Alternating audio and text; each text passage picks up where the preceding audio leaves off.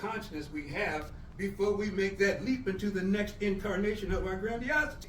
Okay? But what tends to happen is, right when we get up to the ceiling of that, right when we get to the place where it's time to jump, go right back down to my old way of thinking, because it's just easier to stay in limitation and lack than it is to have the courage to break out of it. But it's really not easier. It's not easier.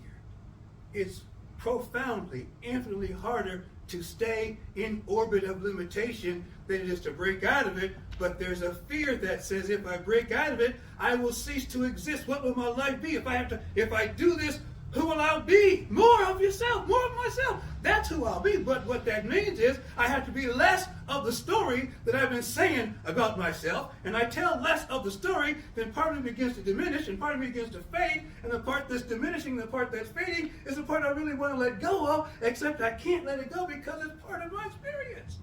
And now I'm caught in this dichotomy. Because we don't have to. We're not trying to forget the past. You can't forget the past. You can't just let stuff go. You have to build on it. We have to incorporate it into the design. You understand what I'm saying? That means what happened to me, and I'm now using it for fuel. How do I use it for fuel? Because I'm remembering that even in my worst moment, I was still whole. I didn't realize I was whole. When this was going on, I didn't know I was whole. But now, I do.